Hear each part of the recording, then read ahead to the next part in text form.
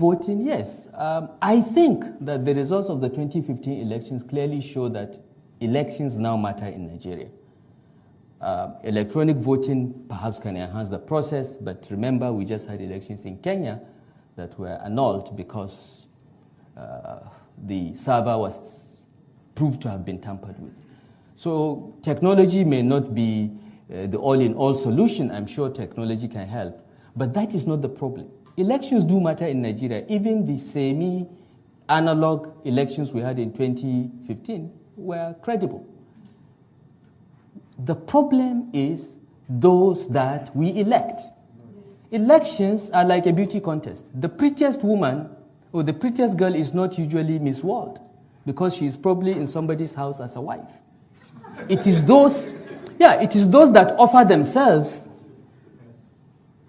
that form the population that you choose from.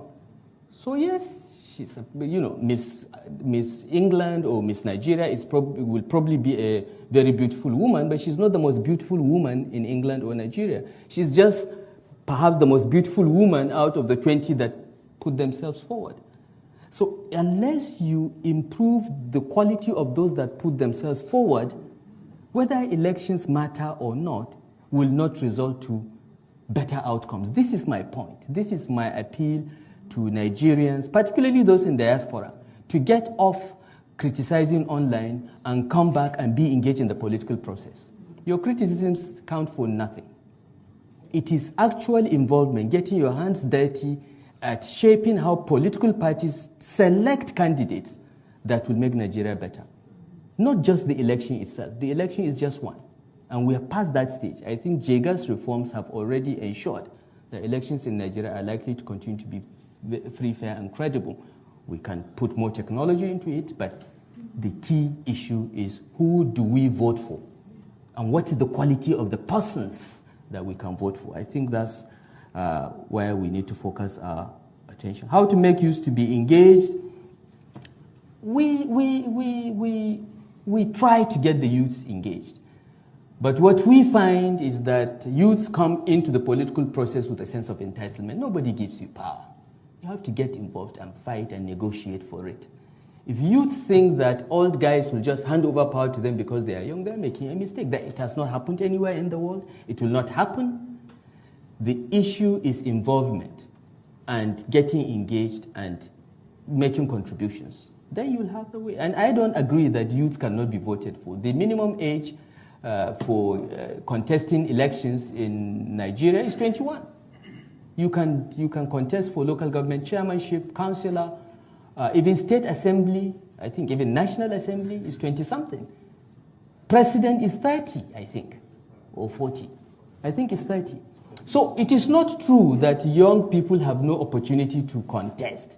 It is just that they come in with a sense of entitlement without getting involved in the process and negotiating and getting the support of the party and the leadership.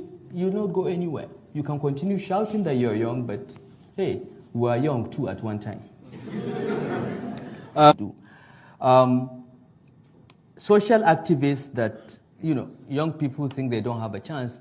You see, this is a chicken and egg situation. So long as young people believe they don't have a chance and stay away, they will never be there.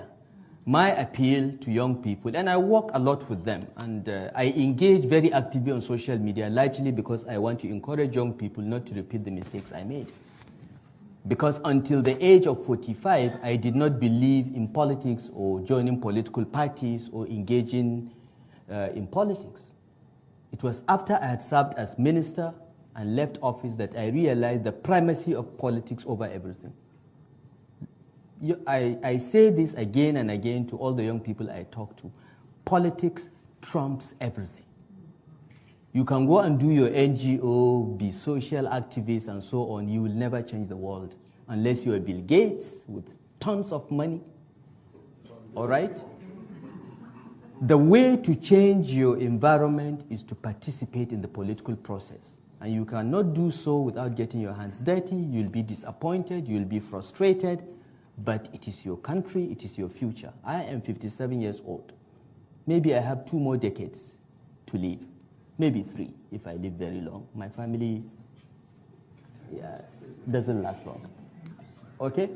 But those of you that are in your 20s and 30s, in an age when medical technology is improving every day, some of you may live to be 100.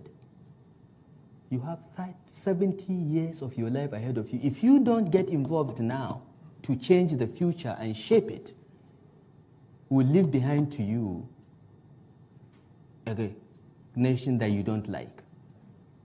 The best example is here in the UK, Brexit. If the young people had come out in the numbers that they needed to vote for their future, maybe the Brexit outcome would have been different. And this is a warning to young people across the world, particularly in Nigeria. You are 80% of the population. Since the moment, get involved. It won't be easy. It will not be easy, but you don't have a choice. And you can be social activists, you can do all this, but at the end of the day, you must get involved in the political process at one level or another if you want to change and shape your future. There is no alternative. The platforms exist. There are no barriers to joining. The platforms exist, but they need to come in without any sense of entitlement and be ready to serve and work hard and be frustrated. But in the end, they will prevail because they have the numbers, they have the brains, they have the access to the technology. Many of us cannot switch on a PC. We are on our way out, but you have to come in to push us out, and you must.